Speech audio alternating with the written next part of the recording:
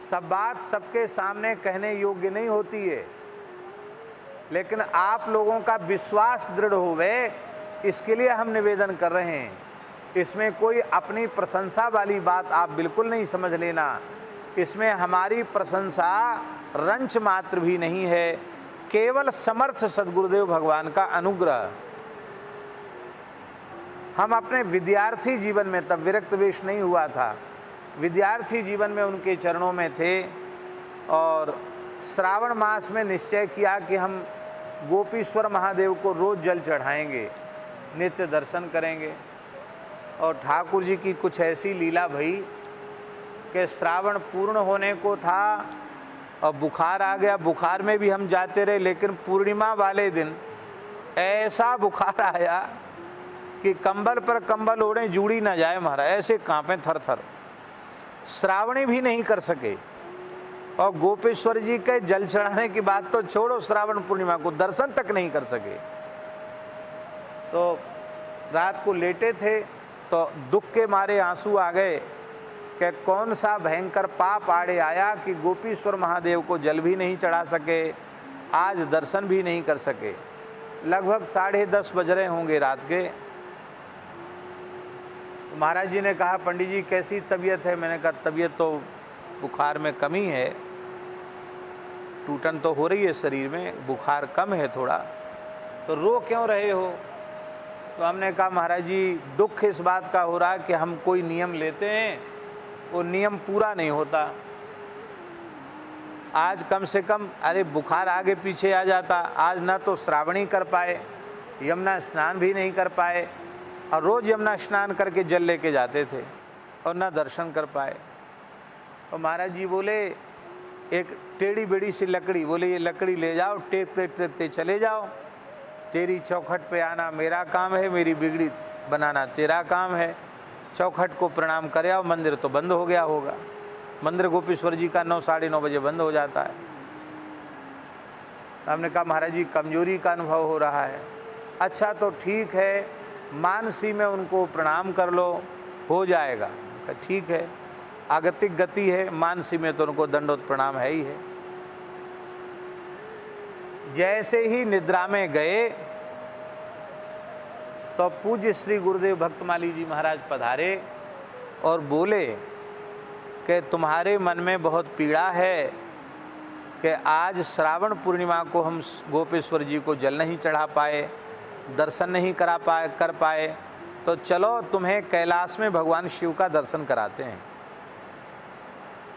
और महाराज जी ने मेरा दाहिना हाथ पकड़ा और दाहिना हाथ पकड़ करके और बस अंतरिक्ष में चले गए। क्या क्या नहीं अनुभूति हुई, स्वप्नानुभूति है। और वहाँ जैसे ही दिव्य कैलाश का दर्शन हुआ और वहाँ दिव्य कैलाश में एक विशाल नंदी के ऊपर, चंद्रमा के समान वर्ण वाला नंदी है पर्वताकार, और उसके ऊपर भगवान शिव पार्वती विराजमान हैं। बड़ा दिव्य स्वरूप है उनका। और गणेश जी पार्वती जी की गोद में हैं और गणेश जी इतने छोटे से हैं और उनकी बड़ी सुंदर सूंड है, वो ऐसे ऐसी सूंड घुमा रहे हैं, ऐसे ऐसे घुमा रहे हैं। बड़ी सुंदर झांकी का दर्शन। बोले देखो स्तुति करो, प्रार्थना करो। हम स्तुति प्रार्थना करने लगे तो बोले अब तो संतोष हो गया, अब तो दुख नहीं है। देखो ये शिवलोक है, ये कैलाश है और ये भगवान का दर्शन हो गया। हमने कहा हमारे गोपेश्वर जी का दर्शन तो हुआ ही नहीं, उनको तो जल चढ़ा ही नहीं। इतना कहते ही वो दृश्य तिरोहित हो गया और उसी स्थल पर श्री गोपीश्वर महादेव का शिवलिंग प्रकट हो गया। और वहाँ सब स्वर्णमय पात्र हैं और खूब दूध, दही, घी, शहद सब प्रचुर मात्रा में सारे पूजन की सामग्री रखी है। महाराज जी मंत्रोच्चारण कर रहे हैं और विधि का निर्देश कर रहे हैं और अभिषेक स्वयं संपन्न करा रहे हैं। पूरा अभिषेक आरती करके भगवान की आरती, पुष्पांजलि, दंडोत प्रणाम किया और मन में इतना संतोष हुआ कि चलो आज तो हमारा आनंद हो गया। महाराज जी की कृपा से बहुत सुंदर शिव पूजन संपन्न हुआ। ये मन में संतोष हो रहा था और उसी समय हम क्या देखते हैं कि महाराज जी मेरे सिरहाने बैठे हैं और सवेरे 4 बज रहे थे, मेरे सिर पे हाथ रख के कहते हैं, कहो पंडित जी अब बुखार तो नहीं है, कैसी तबीयत है? हमने कहा महाराज जी अरे सवेरे सवेरे ज़्यादा बातचीत नहीं करते हैं, तबीयत ठीक हो तो स्नान ध्यान करो, संध्या गायत्री करो। क्या कहा? सवेरे सवेरे ज़्यादा बातचीत नहीं करते हैं। ठीक है ठीक है ठीक है, स्नान ध्यान करो, सवेरे सवेरे बातचीत मत करो।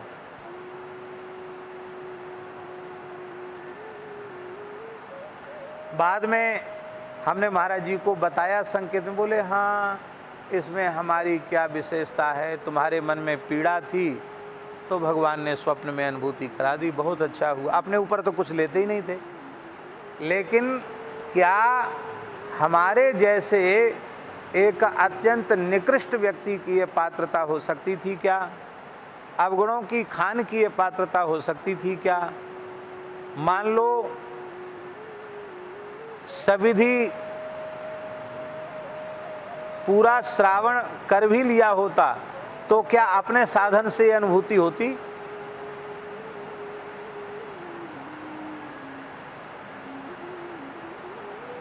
प्रत्यक्ष भगवत अनुभूति भी उन्होंने कराई अपने जीवन में। ऐसे भगवत प्राप्त महापुरुष पूज्य पंडित श्री गया प्रसाद जी महाराज, पूज्य पंडित श्री जगन्नाथ प्रसाद भक्तमाली जी महाराज, पूज्य बाबा श्री ठाकुर दास जी महाराज, पूज्य श्री बाबा बालकृष्ण दास जी महाराज बीण विनोद कुंज वाले महाराज जी, पूज्य श्री स्वामी रामहर्षण दास जी महाराज, पूज्य श्री बक्सर वाले मामा जी, परम पूज्य श्री हरेराम बाबा जी महाराज, परम पूज्य श्री दादाजी महाराज, न जाने ऐसे कितने महापुरुष जो हमारे अपने विश्वास के अनुसार भगवत साक्षात्कार प्राप्त महापुरुष थे। उन महापुरुषों का दर्शन करने का सौभाग्य मिला। ये बात हम इसलिए आपको निवेदन कर रहे हैं कि ये अपने मन से अविश्वास हटा दो कि इस युग में भगवान की प्राप्ति संभव नहीं। सतयुग त्रेता द्वापर में भगवान की प्राप्ति कठिन थी, पर कलिकाल में भगवान की प्राप्ति अत्यंत सरल है। ज़्यादा बुद्धिवाद के चक्कर में नहीं फंसना चाहिए, ज़्यादा पुस्तकों को भी नहीं पढ़ना चाहिए, ज़्यादा लोगों की बातों को भी नहीं सुनना चाहिए, क्योंकि जितना ये सब करोगे उतना समय छूटेगा, राम राम नहीं कर पाओगे। राम राम करने से ही ज्ञान होगा, राम राम करने से ही भक्ति होगी, राम राम करने से ही वैराग्य होगा, राम राम करने से ही भगवान के चरणों में अनुराग होगा। योग ध्यान ज्ञान जो कुछ भी मिलेगा वो भगवान नाम से ही मिलेगा, और कुछ भी कोई साधन नहीं है, क्योंकि कलिकाल की भयंकरता के कारण सारे साधन दूषित हो चुके हैं। हर चीज में दोष आ गया है, केवल भगवान नाम ही ऐसा है जो सर्वथा निर्दोष साधन है। तो भगवान ने अतिशय कृपा करके हमें कलिकाल में जन्म दिया है। कौन क्या कर रहा है और कौन क्या कह रहा है, इसकी ज़्यादा अपेक्षा हमें नहीं करनी चाहिए।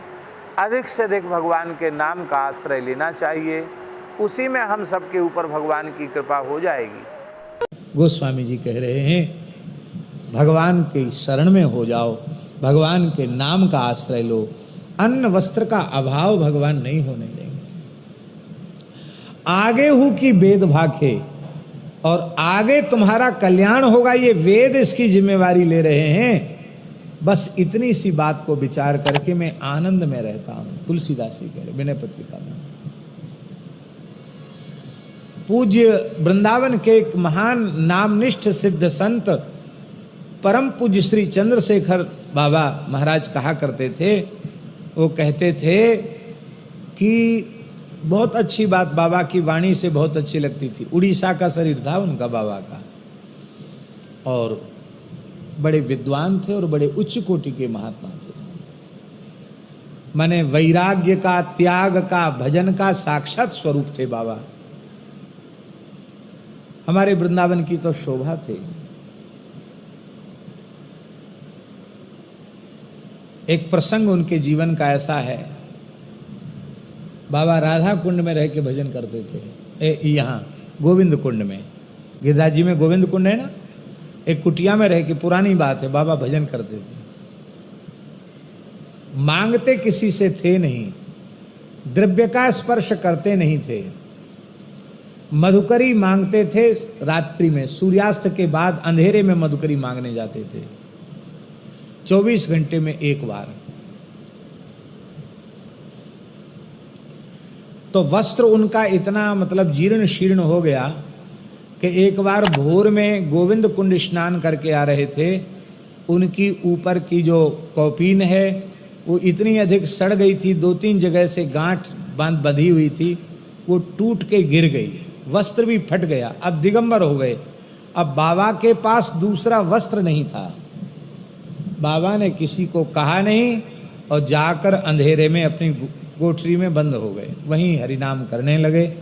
मन में सोचा कि मांगना है नहीं, अच्छा हुआ अब मांगने का चक्कर खत्म, यहीं राम राम करेंगे। बैठ गए बाबा भजन में। ब्रजवासी जानते हो कैसे होते हैं भैया जी? ब्रजवासी कैसे होते हैं? कहावत है ब्रजवासियों के बारे में।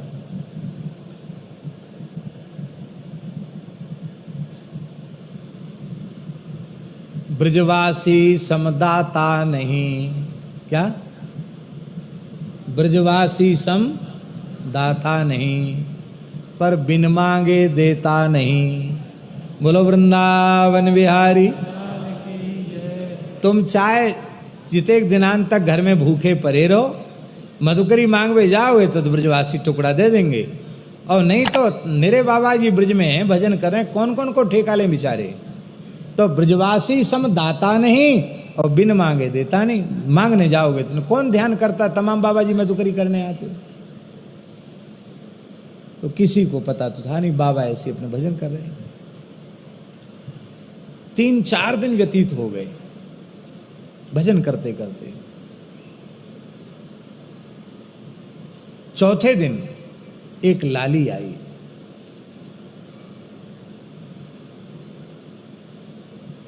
दस हाथ का अचला सफेद, कौपीन, बहिर्वास सब लेके आई, और कुछ पकवान, पक्की मधुकरी लेके आई। बाबा ओ बाबा, मेरी मैया ने भेजो ले, और तू जो है कपड़ा ना है तेरे पे, लो ये तो कपड़ा है, हमारे घर में उत्सव है। सवेरे सवेरे तो बाबा ने वहीं से आवाज लगाई, राधे श्याम राधे श्याम, यहाँ मत आओ, हमारे शरीर पर कपड़ा नहीं है। बाबा हमें सब पतो है। और कोठरी खोल के और भीतर रखे। अब बाबा आश्चर्य अपने मन में करें कि हमने कुंडी भीतर से बंद करी कमरे की, ये बिना हमारे खोले कैसे खुल गई? भीतर से कुंडी बंद है तो खोलने पे तो खुलेगी, भीतर से तो खोली नहीं। अब वो लाली सामग्री धर के चली गई। बाबा ने उपयोग तो कर लिया, फिर गोविंद कुंड में स्नान करने भी गए और आहार भी ले लिया, लेकिन मन में विचार करने लगे कि ये कैसे पता, इतना बढ़िया सूती कपड़ा जैसा हम पहनते हैं वही वस्त्र। तो बाबा बहुत विकल हो गए कि ये कौन था, जो कौन लाली दे के गई। तो बाबा जैसे ही थोड़ी पा करके, इतने दिन से पाया नहीं था, पा के थोड़ा सा विश्राम किए तो साक्षात श्री लाडली जी पधारी स्वप्न में। कहा बाबा मैं ही लेकर आई थी, अब तुम्हारा भजन पूरा हो गया, जाओ वृंदावन वास करो। ये बात पता नहीं है लोगों को, शायद सबको पता नहीं है, पर दास को बाबा की कृपा से, भगवत कृपा से पता है। ऐसे संत थे बाबा, अद्भुत जीवन था बाबा का। तो बाबा कहते थे इस बात को कि पति समझता है कि मेरी पत्नी उत्तम पतिव्रता नहीं है, लेकिन फिर भी वह पति उसे अन्न वस्त्र आभूषण जो आवश्यकता होती वो देता है। क्यों देता है? नहीं देगा तो उसकी बदनामी कम होगी, पति की बदनामी। देखो ये तो सेठ जी हैं और उनकी गृहिणी देखो फटे लत्ता पहरे डोल रही है। बताओ दिवाली पर भी कोई सोने का आभूषण शरीर पर नहीं है, तो निंदा किसकी होगी? उसके पति की होगी। तो बोले ऐसे ही जितने वैष्णव हैं सब सधवा स्त्री के समान हैं, पर हम लोग पतिव्रता तो नहीं बन पाए, भोगों में मन लगा हुआ है, उल्टा स्त्री के समान है। पर ठाकुर जी अपनी बदनामी के डर से हम लोगों को अन्न वस्त्र सब कुछ दे रहे हैं, ऐसा बाबा कह के गदगद हो जाते थे। कहते थे बड़े बड़े अकाल हमने देखे और प्रजा पर बड़ा संकट देखा, पर साधुओं को अकाल में भूखे मरते हमने कभी नहीं देखा। अकाल में भंडारे ज़्यादा होते ये देखा हमने। क्यों? कहते ठाकुर जी को चिंता रहती है, हमारे नाम पर घर द्वार छोड़ा है, इनका हमसे संबंध है, ये भूखे नंगे डोलेंगे तो हमारी बदनामी होगी। बोले संसारी मनुष्य भी अपनी बदनामी से डरता तो ठाकुर जी क्यों नहीं डरेंगे? ऐसा बाबा बोलते थे।